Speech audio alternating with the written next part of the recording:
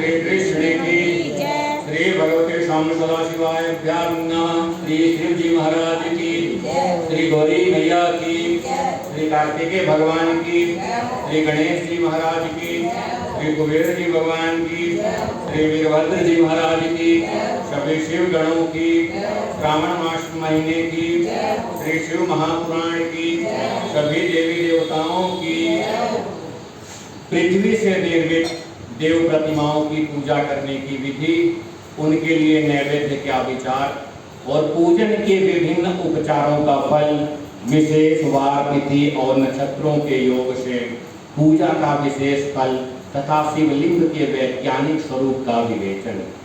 ऋषियों ने कहा, हे साधु शिरोमणि, अब आप पार्थिव प्रतिमा की पूजा का विधान बताइए जिससे अभीष्ट वस्तुओं की प्राप्ति होती है। सूत जी बोले, महर्षियों, तुम लोगों ने बहुत उत्तम बात पूछी है। पार्थिव प्रतिमा का पूजन सदा संपूर्ण मनोरथों को देने वाला तथा दुख का तत्काल निवारण करने वाला होता है। मैं इसका वर्णन करता हूँ, तुम लोग ध्यान देकर सुनो। पृथ्वी आदि की बनी हुई देव प्रतिमाओं पूजा के इस तत्व का भूतल पर अभीष्टदायक मानी गई है। निश्चय ही इसमें पुरुषों का और स्त्रियों का भी अधिकार है। नदी, पोखरे, कुएं अथवा पानी के भीतर प्रवेश करके मिट्टी खोदनी चाहिए, फिर गंध चूर्ण द्वारा उसका संशोधन करें और शुद्र मंडप में रखकर उस महीन पीसें। इसके बाद ब्राह्मणों के हाथ से प्रतिमा बनाएं, उसका सुंदर संस्कार करें, उसमें प्रतिमाओं का अंग अच्छी तरह प्रकट हुए हों तथा सब प्रकार के अस्त्र शस्त्र से संपन्न हो। तदनंतर उसे पद्म आसन पर स्थापित करके आदर पूर्वक उसका पूजन करें। गणेश जी, सूर्य जी, विष्णु जी, दुर्गा जी और शिव जी की प्रतिमा का, शिव जी के एवं शिवलिंग के बीजों को सदा पूजन करनी चाहिए। षोडशोपचार पूजन विधि फल की सिद्धि देने वाला होता है। षोडशोपचार पूजन करना चाहिए।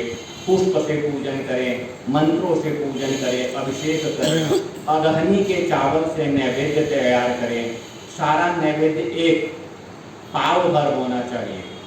शिव पुराण में बोलता है, जो भगवान को भोग लगता है कम से कम पाव भर का होना चाहिए और कम से कम सवा सेर का, इससे कम भगवान को भोग लगाना ही नहीं चाहिए। घर में जैसे आप लोग कभी जगन्नाथ जी में गए हो तो जगन्नाथ जी में जितना भंडारा लगता है, सारा भंडारा भगवान जी का आगे समर्पित होता है पहले। तो इसके कहते हैं कि इसमें पार्थिव पूजन के लिए एक कूड़ो और बाहर किसी मनुष्य द्वारा स्थापित शिवलिंग की पूजन के लिए एक प्रश्न शेर भर नैवेद्य तैयार करना आवश्यक है, ऐसा जानना चाहिए। देवताओं द्वारा स्थापित शिवलिंग के 3 शेर से पूजा करनी चाहिए और स्वयं प्रकट हुए स्वयंभू लिंग के लिए 5 शेर का भोग लगाना चाहिए। ऐसा करने पर पूर्ण फल की प्राप्ति समझनी चाहिए। इस प्रकार सहस्त्र बार पूजा करने से दिव्य सत्यलोक को प्राप्त कर लेता है। 12 अंगुल चौड़ा और उससे दूना और 1 अंगुल अधिक अर्थात 25 अंगुल लोहा तथा 15 अंगुल चौड़ा जो लोहे का, लकड़ी का अथवा पत्थर का बना हुआ शिवलिंग हो, वह पूजा के लिए अच्छा बताया गया है। इसका 8वां भाग द्रवप्रस्थ कहलाता है, जो 4 कुंजक के बराबर माना गया है। मनुष्य द्वारा स्थापित शिवलिंग के लिए 10 प्रस्थ, ऋषियों के द्वारा स्थापित शिवलिंग के लिए 9 प्रस्थ और स्वयंभू लिंग के लिए 1 सहस्त्र ग्रंथ नैवेद्य तैयार किया जाए तथा जल, तेल आदि एवं सुगंधित द्रव्यों का अयोग्यता यात्रा रखी जाए, वह उन शिवलिंगों की महापूजा बताई गई है। महादेव का अभिषेक करने से आत्मशुद्धि होती है, गंध से पुण्य की प्राप्ति होती है, नैवेद्य लगाने से आयु बढ़ती है और धूप निवेदन करने से धन की प्राप्ति होती है।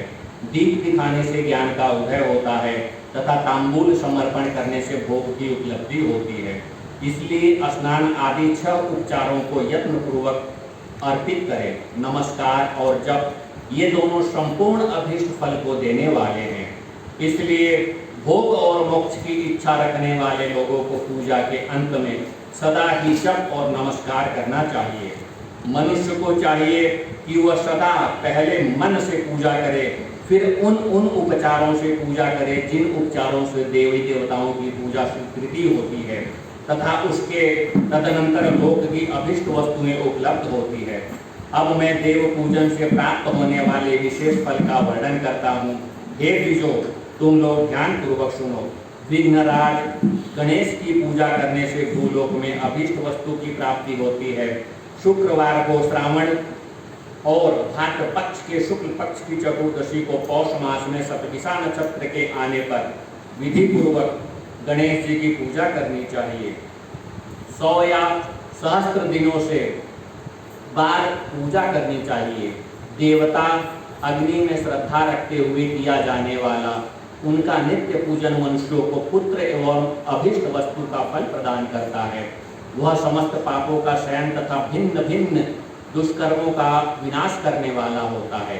विभिन्न वारों में की गई शिव जी की पूजा आदि की पूजा से आत्मशुद्धि प्रदान करने वाली समझनी चाहिए।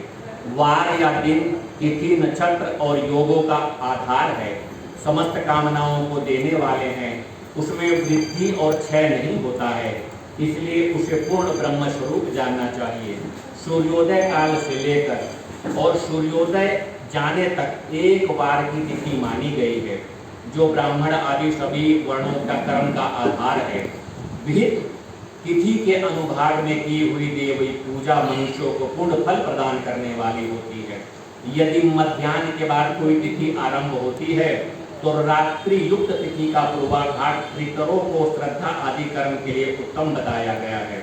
ऐसी तिथि का प्रभाग ही दिन से युक्त होता है, अतः वही देव कर्म के लिए प्रशस्त माना गया है।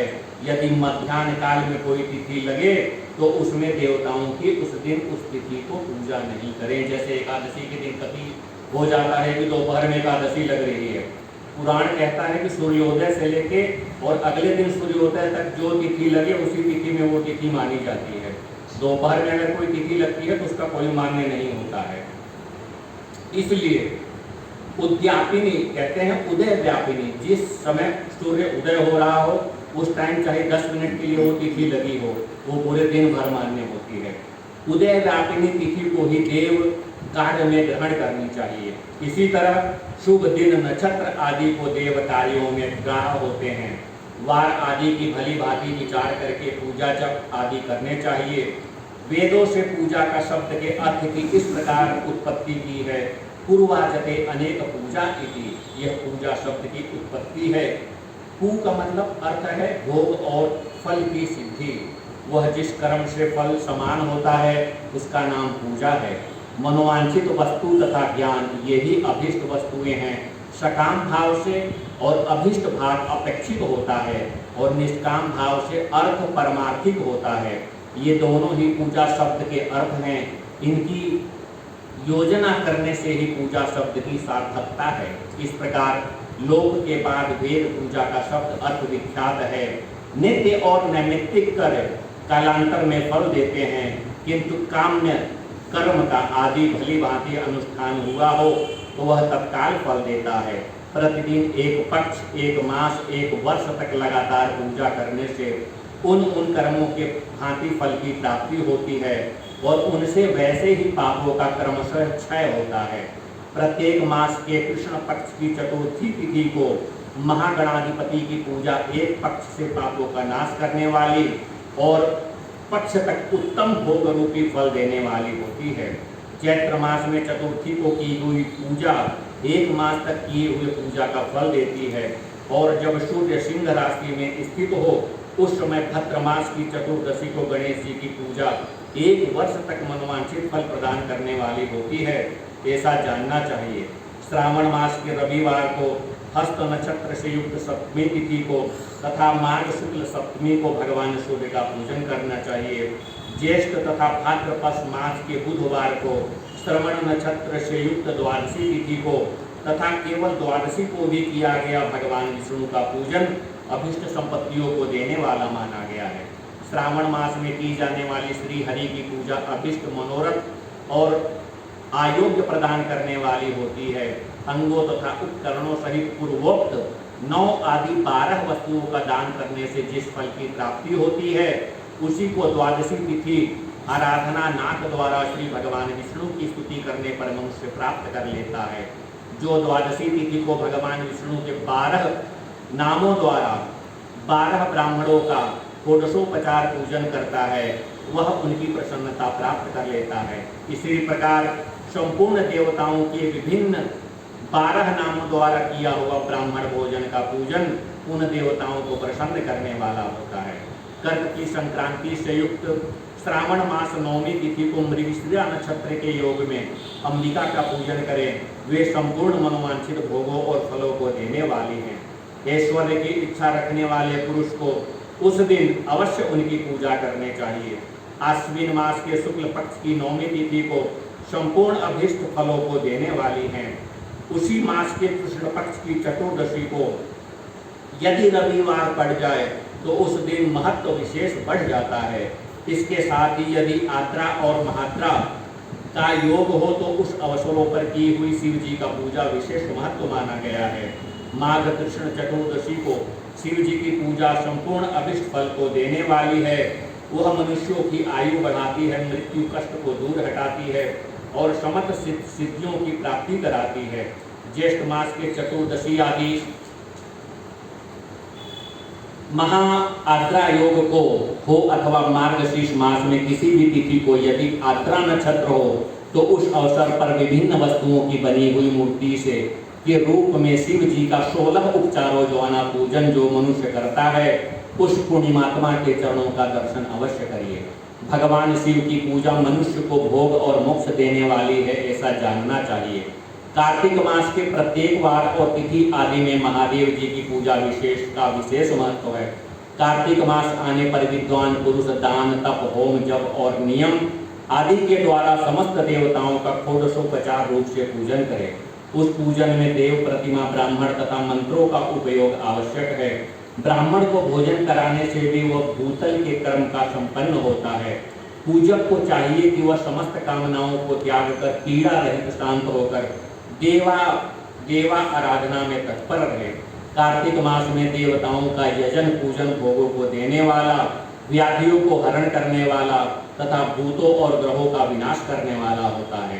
कार्तिक मास में रविवार को भगवान सूर्य की पूजा करने से तेल तथा सूती वस्त्र देने से मनुष्य के कोढ़ आदि का रोग नाश होता है।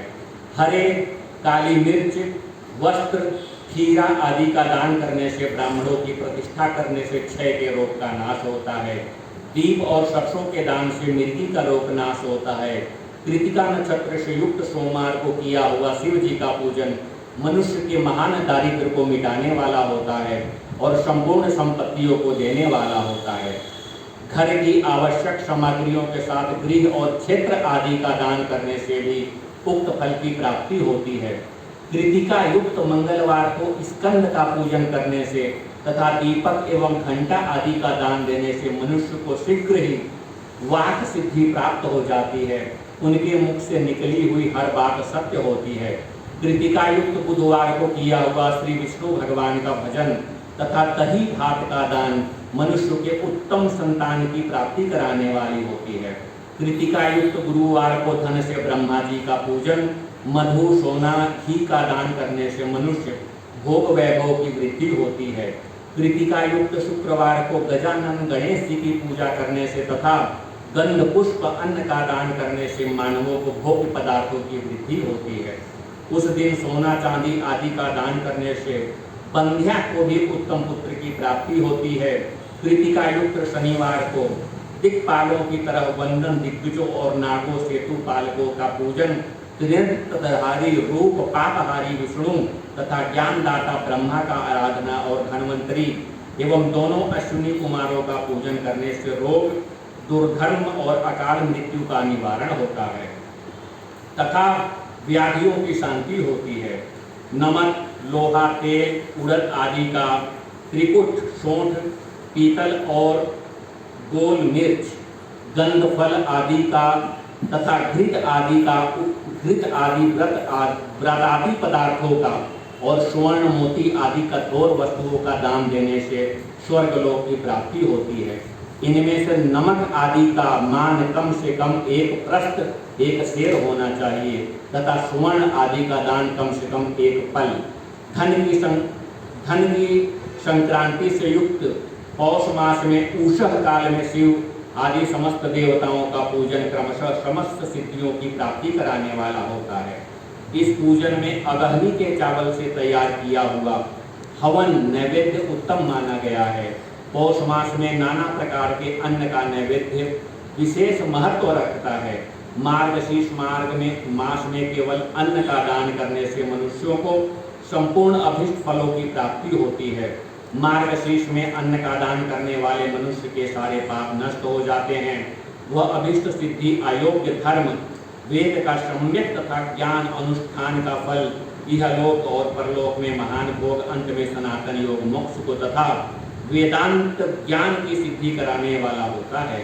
जो भोग की इच्छा रखने वाले हैं वह मनुष्य मार्गशीर्ष मार्ग आने पर कम से कम 3 दिन तक उषा काल में अवश्य देवताओं का पूजन करें और पौष मास को पूजन से खाली न जाने दें। उषः काल से लेकर सायंकाल तक ही पौष मास में पूजन करके विशेष बनाया गया है। पौष मास के पूरे महीने भर जितेंद्रिय और निराहार रहकर द्विज प्रातः काल से मध्याह्न काल तक देव माता गायत्री का जप करे। तत्पश्चात रात को सोने से समय तक पंचाक्षर आदि मंत्रों का जप करे। ऐसा करने वाला ब्राह्मण ज्ञान यज्ञ शरीर छूटने पर मोक्ष को प्राप्त होता है। हे द्विजोत्तर नर नारियों को त्रिकाल स्नान और पंचाक्षर मंत्र से ही निरंतर जप से विशुद्ध ज्ञान प्राप्त हो जाता है। इष्ट मंत्रों का सदा जाप करने से बड़े बड़े पापों का नाश हो जाता है। सारा चराचर जगत भी नाद स्वरूप है, बिंदु शक्ति है तथा नाद शिव है। इस तरह वह जगत शिव शक्ति स्वरूप ही है। नाद बिंदु का और बिंदु इस जगत का आधार है। वे बिंदु और नाद, शिव और शक्ति संपूर्ण जगत के आधार के रूप में स्थित हैं। बिंदु और नाद से युक्त सब शिव स्वरूप हैं, क्योंकि वही सबका आधार है।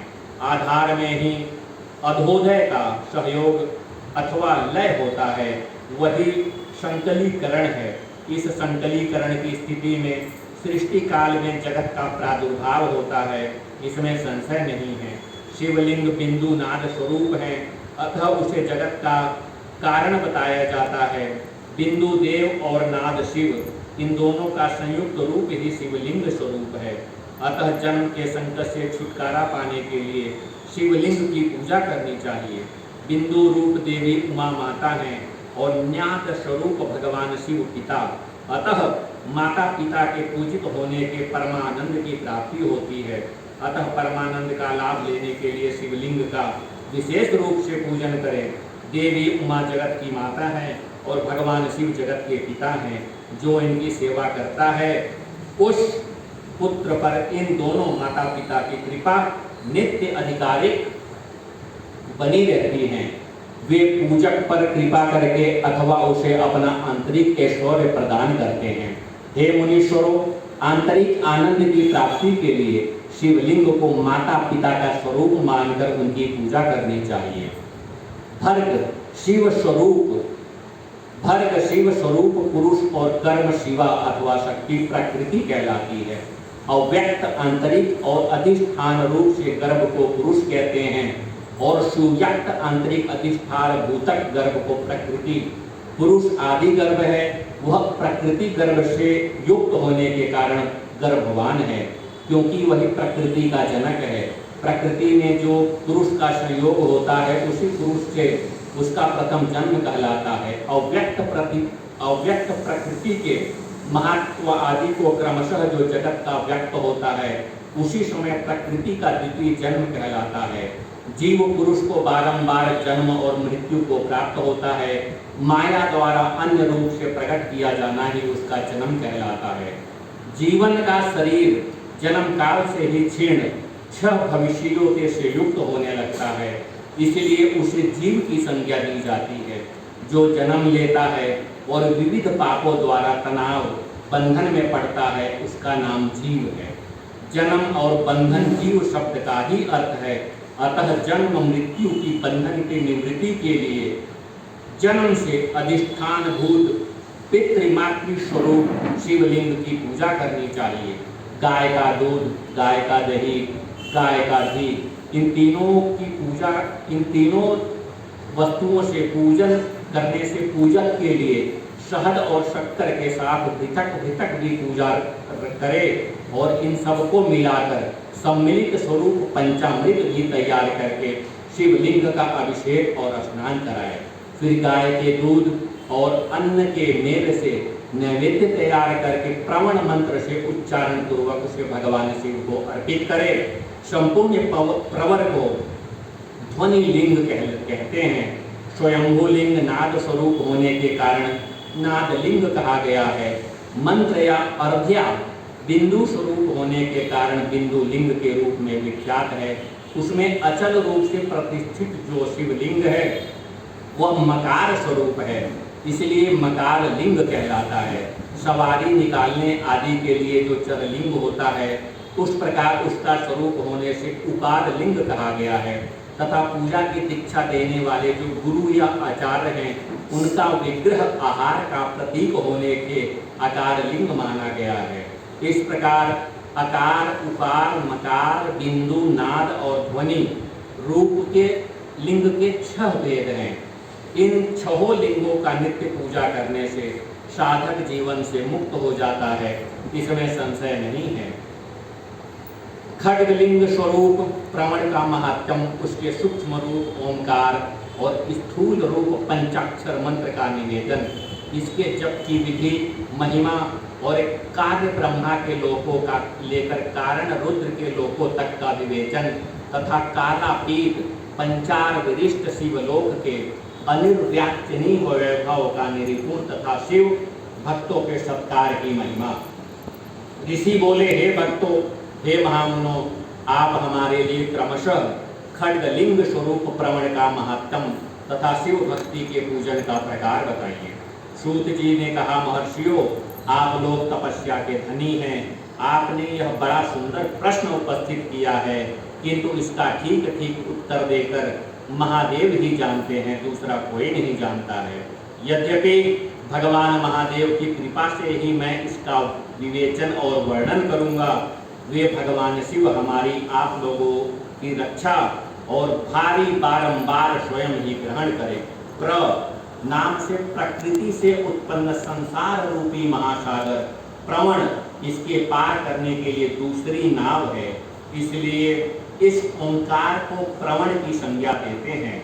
ओंकार अपने जप करने वाले साधकों को कहता है, प्रांचच न, वही है वह तुम लोगों के लिए। अतः इस भाव को लेकर भी ज्ञानी पुरुष ओम को प्रवण मानते और जानते हैं। इसका दूसरा भाग वो है, प्रकर्षेण न ये तो वह युष्मान मोक्षम इति युवा प्रमाणः, अर्थात वह तुम सब उपासकों को बलपूर्वक मोक्ष तक पहुंचा देगा। इस अभिप्राय के लिए भी ऋषि मुनि प्रवण कहते हैं। अपना जप करने वाले योगियों को तथा अपने मंत्र की पूजा करने वाले उपासकों के समस्त कर्मों का नाश करने एक दिव्य नूतन ज्ञान प्राप्त होता है, इसलिए भी इसका नाम प्रवण है। उस माया रहित महेश्वर को नव अर्थात नूतन कहते हैं। वे परमात्मा शिव स्वरूप से नाव अर्थात शुद्ध स्वरूप हैं, इसलिए प्रवण कहलाते हैं। प्रवण साधक को नव अर्थात नवीन शिव स्वरूप कर देता है, इसलिए ही विद्वान पुरुष को उसे प्रवण के नाम से जानते हैं अथवा प्राकृत स्वरूप नव दिव्य परम ज्ञान प्रकट करते हैं, इसलिए वह प्रवण है। प्रवण के 2 भेद बताए गए हैं, सूक्ष्म और स्थूल। एक अक्षर रूप में ओम है, उसे सूक्ष्म जानना चाहिए, और नमः शिवाय 5 अक्षर वाले मंत्र को स्थूल प्रवण समझना चाहिए। जिसमें 5 अक्षर नाम नहीं है वह सूक्ष्म है, और जिसमें 5 अक्षर सुस्पष्ट रूप से व्यक्त हैं वह स्थूल है। जीवोमुक्त पुरुष के लिए सूक्ष्म प्रवण से उसका विधान है, वही उसके लिए समस्त साधनों का सार है। यद्यपि जीवन मुक्त के लिए किसी साधन की आवश्यकता नहीं है, क्योंकि वह सिद्ध रूप है, तथापि दूसरों की दृष्टि में जब तक उसका शरीर रहता है तब तक उसके द्वारा प्रमाण जप की महज साधन स्वतः होती रहती है। वह अपनी देह का विलय होने तक सूक्ष्म प्रमाण मंत्र का जप और उसके यथार्थभूत परमात्मा तत्व का अनुसंधान करता रहता है। जब शरीर नष्ट हो जाता है तब वह पूर्ण ब्रह्मा स्वरूप शिव को प्राप्त कर लेता है। यह सुनिश्चित बात है। जो अर्थ का अनुसंधान न करके केवल मंत्र का जप करता है उसे निश्चय ही योग की प्राप्ति होती है। जिसने 32 करोड़ मंत्र का जप किया हो उसे अवश्य ही योग प्राप्त हो जाता है। सूक्ष्म प्रमाण ही ह्रस्व और दीर्घ के भेद के 2 रूप जानने चाहिए। आकार, उकार, मकार, बिंदु, नाद, शब्द, काल और कला। इसके युक्त जो प्रमाण है उसे दीर्घ प्रमाण कहते हैं। वह योनियों के ही हृदय में स्थित होता है। मकार पर्यंत जो ओम है वह अ, उ, म इन तीनों तत्वों के युक्त है। इसी को ह्रस्व प्रमाण कहते हैं। अ शिव है, उ शक्ति है और मकार उन दोनों की एकता है। यह त्रित्व स्वरूप है, ऐसा समझकर ह्रस्व प्रमाण का जप करना चाहिए। जो अपने समस्त पापों का क्षय करना चाहते हैं उनके लिए इस ह्रस्व प्रमाण का जप अत्यंत आवश्यक है। पृथ्वी, जल, तेज, आयु और आकाश, ये 5 मूल तत्व, स्पर्श आदि इनके 5 विषय, ये सब मिलकर 10 वस्तुएं मनुष्यों की कामना के विषय हैं। इनकी आज्ञा मन में लेकर जो कर्मों के अनुष्ठान में संलग्न होते हैं वे इस प्रकार के पुरुष प्रवृत्त कहलाते हैं, तथा जो निष्काम भाव से शास्त्र विहित कर्मों से अनुष्ठान करते हैं वे निर्वित्त कहे गए हैं। पवित्र पुरुषों को ह्रस्व प्रमाण का ही जप करना चाहिए और निर्वित्त पुरुषों को दीर्घ प्रमाण का जप करना चाहिए। व्याहतियों तथा अन्य मंत्रों के आदि से इच्छा अनुसार शब्द और कला से युक्त प्रमाण का उच्चारण करना चाहिए।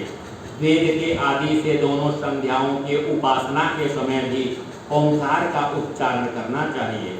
प्रमाण के 9 करोड़ का जप करने से मनुष्य शुद्ध हो जाता है। फिर 9 करोड़ और जप करने से वो पृथ्वी तत्व पर विजय पा लेता है। तत्पश्चात पुनः 9 करोड़ जप करने पर वह जल तत्व को जीत लेता है। अतः पुनः 9 करोड़ जप करने पर अग्नि तत्व पर विजय पा लेता है। तदनंतर फिर 9 करोड़ जप करके वह आयु तत्व पर विजय होता है। फिर 9 करोड़ और जप करने से आकाश को अपने अधिकार में कर लेता है। इसी प्रकार 9 करोड़ का जप करके वह क्रमशः गंध, रस, रूप, स्पर्श और शब्द पर विजय पा लेता है। इसके बाद फिर 9 करोड़ का जप करके अहंकार को भी जीत लेता है। इस तरह 108 करोड़ प्रमाण का जप करने से उत्कृष्ट बोध को प्राप्त हुआ पुरुष शुद्ध योग का लाभ करता हुआ शुद्ध योग से युक्त होने पर वह जीव मुक्त हो जाता है। इसमें तनिक भी संशय नहीं है। सदा प्रमाण का जप और प्रमाण रूपी शिव का ध्यान करते समय समाधियों में स्थित हुआ महायोगी पुरुष साक्षात शिव ही है, इसमें संशय नहीं है।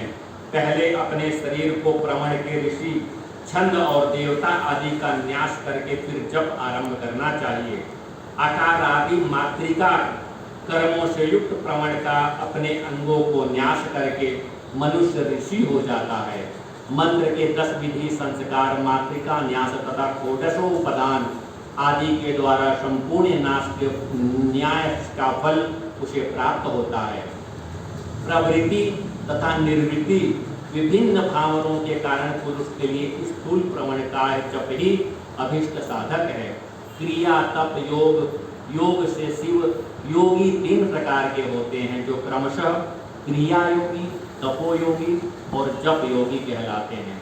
जो धन आदि वैभव से पूजित सामग्री का संचय करके हाथ आदि अंगों को नमस्कार आदि क्रिया करते हुए इष्ट देव की पूजा में लगा रहते हैं, वह क्रिया योग है, वह क्रिया योग कहलाता है।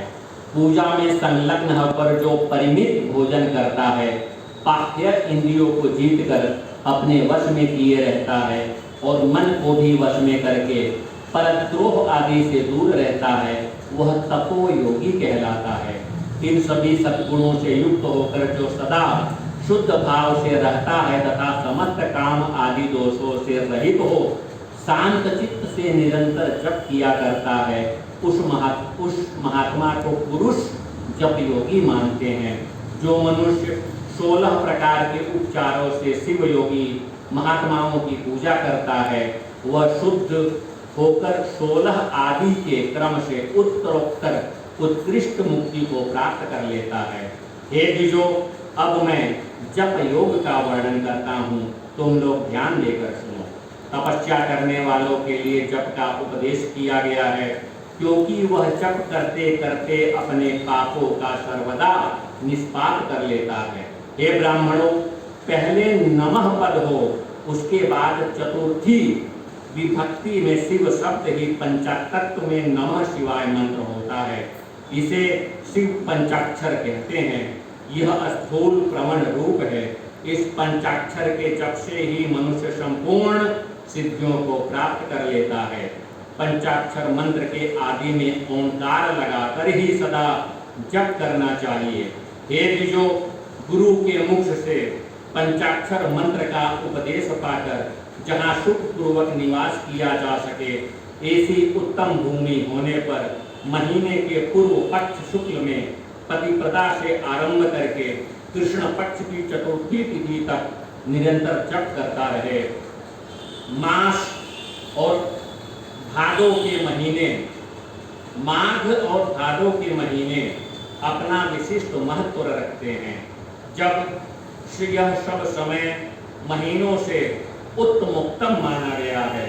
साधकों को चाहिए कि वह प्रतिदिन एक बार परिमित भोजन करे, मौन रहे, इंद्रियों को वश में रखे, अपने स्वामी एवं माता पिता की नित्य सेवा करे। इस नियम में रहकर जप करने वाला पुरुष 1 सहस्त्र जप से ही शुद्ध हो जाता है। अन्यथा वह प्राणी है।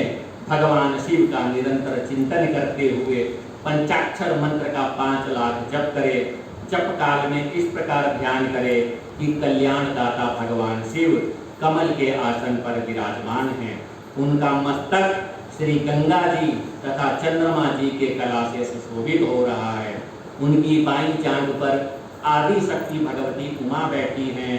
वहां खड़े हुए बड़े बड़े गण भगवान शिव की शोभा बढ़ा रहे हैं। महादेव जी अपने 4 भुजाओं में मृग मुद्रा, टंक तथा वर एवं अभय की मुद्राएं धारण किए हुए हैं। इस प्रकार सदा सब पर अनुग्रह करने वाले भगवान सदाशिव का बारंबार स्मरण करते हुए हृदय अथवा सूर्य मंडल में पहले उनकी मानसिकता पूजा करें, फिर पूर्वाभिमुख हो पूर्वोक्त पंचाक्षर मंत्र का जप करें। उन दिनों साधक सदा शुद्ध कर्म ही करे। उसकी जप की समाप्ति के लिए कृष्ण पक्ष की चतुर्दशी को प्रातः काल नित्य कर्म से शुद्ध एवं सुंदर स्थानों के बीच संचोषादि नियमों से युक्त होकर शुद्ध हृदय से पंचाक्षर मंत्र का 12 सहस्त्र जप करें। तत्पश्चात 5 सपत्नीक ब्राह्मणों का जो श्रेष्ठ एवं शिव भक्त हों उनका वर्णन करें। इसके अतिरिक्त एक श्रेष्ठ आचार्य प्रवर का भी वर्णन करे और उसे साम्ब सदाशिव का ही रूप समझे। ईशान, सत्पुरुष, अघोर, कामदेव और साधो जात, इन 5 का प्रतीक स्वरूप 5 ही श्रेष्ठ और शिव भक्त ब्राह्मणों का वर्णन करने के पश्चात पूजन सामग्री को एकत्र करके भगवान शिव का पूजन आरंभ करे। विधि पूर्वक शिव की पूजा संपन्न करके होम करे। अपने गृह सूत्र के अनुसार मुख्यांत कर्म करके अर्थात परिसमूहन, उपलेपन, उलखेर, वृत, उद्गारण और अभ्युक्षण, इन 5 भू संस्कारों के पश्चात वेदी पर स्वामी मुख अग्नि को स्थापित करके कुशाल कंडिका के अनंतर प्रज्वलित अग्नि में आभ्या का भाग आहुति देकर प्रस्तुति होम का कार्य आरंभ करे। कपिला गाय के घी से 11 101 अथवा 1001 आहुतियां स्वयं ही दे, अथवा विद्वान पुरुष शिव भक्त ब्राह्मण से 108 आहुतियां दिलवाए। होम कर्म समाप्त होने पर गुरु को दक्षिणा के रूप में एक गाय और बैल देना चाहिए। ईशान आदि के प्रतीक स्वरूप जिन 5 ब्राह्मणों का वर्णन किया गया हो, उसको ईशान आदि का स्वरूप ही समझे तथा आचार्य को सब सांब सदाशिव का स्वरूप समझे। इसी मनोभावना के साथ उन सबके चरणों को धोए और उनके चरणोदक से अपने मस्तक को सींचे। ऐसा करने से वह साधक अगणित वर्षों तक तत्काल शिव धर्म को प्राप्त कर लेता है। उन ब्राह्मणों को भक्ति पूर्वक दशांश अन्न देना चाहिए। गुरु पत्नी को पराशक्ति मानकर उसका भी पूजन करे। ईशानादि क्रमशः उन सभी ब्राह्मणों का उत्तम अन्न से पूजन करके अपने वैभव विस्तार के अनुसार रुद्राक्ष, वस्त्र, बड़ा और पूजा आदि अर्पित करें। तदनंतर दिक्पालों सहित दिक्पालों आदि को बलि देकर ब्राह्मणों को भरपूर भोजन कराए। इसके बाद देवेश्वर शिव को प्रार्थना करके अपना जप समाप्त करे। इस प्रकार पुरस्चरण करके मनुष्य इन मंत्रों को सिद्ध कर लेता है। फिर 5 लाख जप करके समस्त पापों का नाश हो जाता है। तदनंतर पुनः 5 लाख जप करने पर अतल से लेकर सत्यलोक तक 14 भुवनों पर क्रमशः अधिकार प्राप्त हो जाता है। यदि अनुष्ठान पूर्ण होने से पहले बीच में ही साधक की मृत्यु हो जाए तो वह परलोक में उत्तम भोगों को भोगने के पश्चात पुनः पृथ्वी पर जन्म लेकर पंचाक्षर मंत्र के जप का अनुष्ठान करता है। समस्त लोगों का ऐश्वर्य पाने के पश्चात वह मंत्र को सिद्ध करने वाले पुरुष यदि पुनः 5 लाख जप करे तो उसे ब्रह्मा जी का सामीप्य प्राप्त होता है। पुनः 5 लाख जप करने से सामप्य नामक ऐश्वर्य प्राप्त होता है, जो 9 लाख जप करने से वह साक्षात ब्रह्मा के समान हो जाता है। इस तरह कार्य ब्रह्मा हिरण्यगर्भ का सामुच्य प्राप्त करके वह ब्राह्मण प्रलय होने तक उन लोगों को अभीष्ट योग भोगता है। फिर दूसरे कल्प का आरंभ होने पर वह ब्रह्मा जी का पुत्र होता है। उस समय फिर तपस्या करके दिव्य तेज प्रकाशित हो वह क्रमशः युक्त हो जाता है। पृथ्वी आदि कार्य स्वरूप भूतों द्वारा पाताल से लेकर सत्यलोक पर्यंत ब्रह्मा जी के 14 लोक क्रमशः निर्मित हुए हैं। सत्यलोक से ऊपर क्षमा लोक तक जो 14 भुवन है और वे भगवान विष्णु के लोक हैं। क्षमा लोक के ऊपर सूची लोक पर्यंत 28 भुवन स्थित हैं। सूची लोक के अंतर्गत कैलाश के प्राणियों का संहार करने वाले रुद्रदेव विराजमान हैं। सूची लोक के ऊपर अहिंसा लोक पर्यंत 56 भुवने की स्थिति है। सिंह अहिंसा लोक का आश्रय लेकर जो ज्ञान कैलाश नामक नगर शोभा पाता है, उसमें कार्यभूत महेश्वर सबको अदृश्य करके रहते हैं। अहिंसात्मक के अंत में काल चक्र की स्थिति भी है। वहां तक महेश्वर के विराट स्वरूप का वर्णन किया गया है। वहीं तक लोगों का तिरोभाव अथवा लय होता है। उसके नीचे कर्मों का भोग है और उसके ऊपर ज्ञान का भोग है। उसके नीचे कर्म माया है और उसके ऊपर ज्ञान माया है। अब मैं कर्म माया और ज्ञान माया का तात्पर्य बता रहा हूँ। माँ का अर्थ है लक्ष्मी। उसके कर्म भोग को ज्ञान प्राप्त होता है, इसलिए माया अर्थात कर्म माया कहलाती है। इसी तरह माँ अर्थात लक्ष्मी से ज्ञान भोग अर्थात प्राप्त होता है, इसलिए उसे माया या ब्रह्म माया कहा गया है। उपयुक्त समीक्षा से लेकर नश्वर भोग और ऊपर नित्य भोग है। इसके नीचे ही तिरोधान अथवा लय है, ऊपर नहीं। वहीं से नीचे ही कर्म में पाशों द्वारा बंधन होता है। ऊपर बंधन का सदा अभाव है।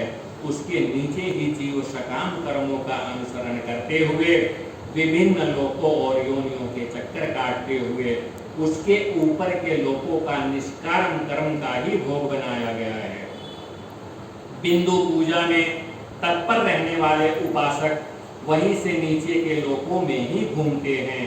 उनके ऊपर जो निष्काम भाव से शिवलिंग की पूजा करने वाले उपासक ही जाते हैं।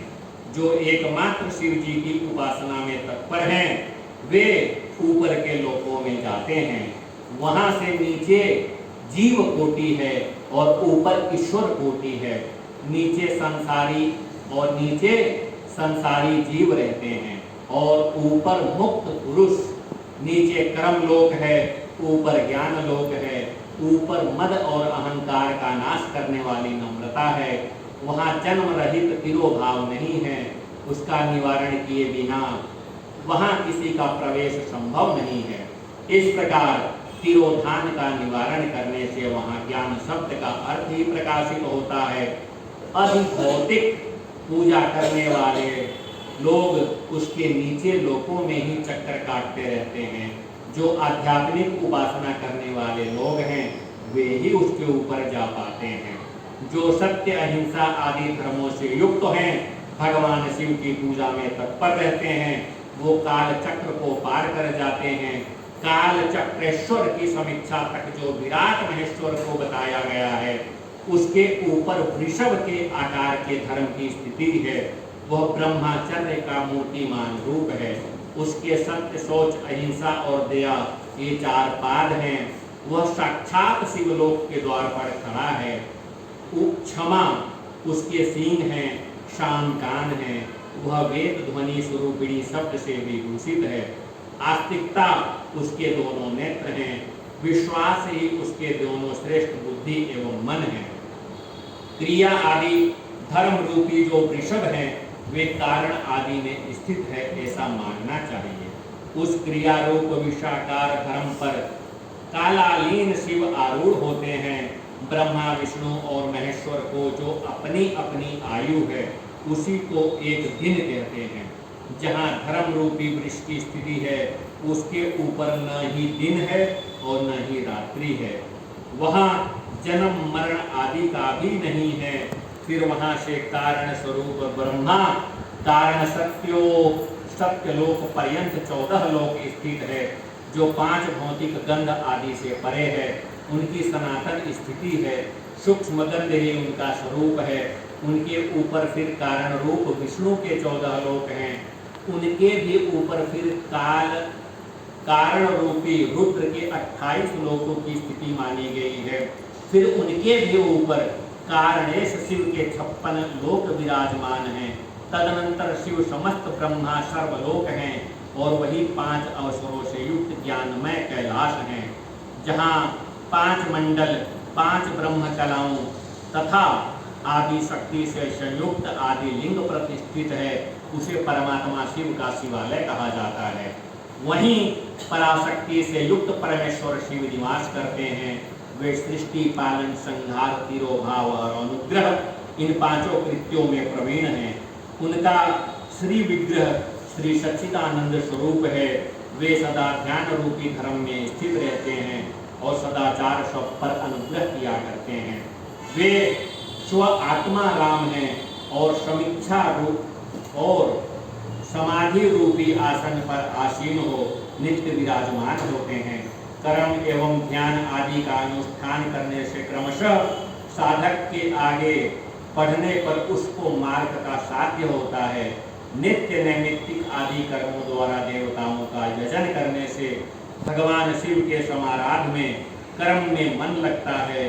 क्रिया आदि जो शिव संबंधी कर्म हैं, उसके द्वारा शिव ज्ञान सिद्ध करें, उन्होंने शिवा तत्व को साक्षात्कार किया है अथवा जिन पर शिव जी की कृपा दृष्टि पड़ चुकी है, वे ही मुक्त हैं, इसमें संशय नहीं है।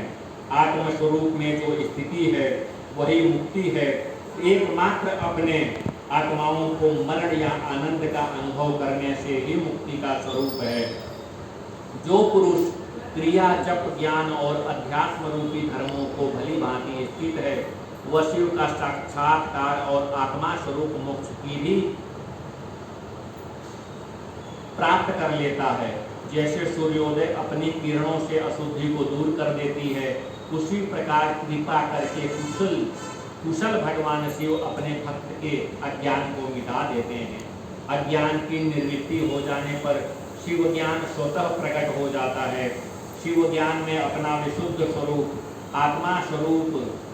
आत्मा राम तत्व प्राप्त होता है और आत्मा राम तत्व का सम्यक सिद्धि हो जाने पर मनुष्य कृत हो जाता है। इस तरह यहाँ जो कुछ बताया गया है वह पहले मुझे गुरु परंपरा से प्राप्त हुआ है। तत्पश्चात मैंने पुनः नंदीश्वर के मुख से इस विषय को सुना है। नंदी आस्था से जो परे स्वयं वेद शिव वैभव हैं, उनका अनुभव लेकर भगवान शिव ही हैं। साक्षात शिवलोक के उस वैभव का ज्ञान सबको शिव की कृपा से प्राप्त हो सकता है, अन्यथा नहीं हो सकता है। ऐसे आस्तिक पुरुषों का कथन है। साधक को चाहिए कि वह 5 लाख जप करने के पश्चात भगवान शिव की प्रसन्नता के लिए महाअभिषेक एवं नैवेद्य निवेदित करे, शिव भक्तों का पूजन करे। भक्त की पूजा करने से भगवान शिव बहुत प्रसन्न होते हैं। शिव और उनके भक्त में कोई भेद नहीं है, वह साक्षात शिव का ही स्वरूप है। शिव स्वरूप मंत्र को धारण करके वह शिव ही हो गए हैं।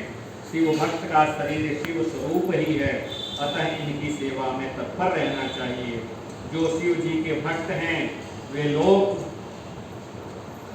और वेद की सारी क्रियाओं को जानते हैं। जो क्रमशः जितना जितना शिव मंत्र का जप कर लेता है, उसके शरीर को उतना ही शिव सामित्व का प्राप्त हो जाता है, इसमें संशय नहीं है। शिव भक्त स्त्री का रूप देवी पार्वती का ही स्वरूप है। वह जितना मंत्र जपती है उसे उतना ही देवी का सानिध्य प्राप्त होता है। साधक स्वयं शिव स्वरूप होकर पराशक्ति का पूजन करे। शक्ति वेद लिंग का चित्र बनाकर अथवा मिट्टी आदि से इनकी आवृत्ति का निर्माण करके प्रतिष्ठा पूर्वक निष्कपट भगवान इष्ट का पूजन करे। शिवलिंग को शिव बनाकर अपने को शक्ति रूप समझकर, शिवलिंग को देवी मानकर और अपने को शिव रूप समझकर, शिवलिंग को नाग रूप तथा शक्ति को बिंदु रूप समझकर सटे हुए शिवलिंग और शिवलिंग के प्रति उप प्रधान और प्रधान की भावना रखते हुए जो शिव और शक्ति का पूजन करते हैं, वह मूल रूप की भावना होने के कारण शिव रूप ही है। शिव भक्त शिव मंत्र रूप होने के कारण शिव के ही स्वरूप हैं। जो 16 उपचारों से शिव जी की पूजा करता है उसे अभिष्ट वस्तु की प्राप्ति होती है, और जो शिवलिंगोपासक शिव भक्त की सेवा आदि करते हैं उसे शिव जी आनंद प्रदान करते हैं। इस विद्वान पर भगवान शिव बड़े प्रसन्न होते हैं।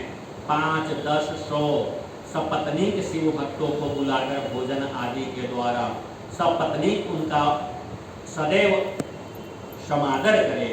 धन से, देह से, मंत्र से शिव भावना रखते हुए शिव और शिव शक्ति का स्वरूप जानकर निष्कपट भाव से पूजा करें। ऐसा करने वाला पुरुष इस भूतल पर फिर जन्म नहीं लेता है। श्री कृष्ण गोविंद हरे मुरारी, नाथ नारायण वासुदेवा। श्री कृष्ण गोविंद हरे मुरारी, हे नाथ नारायण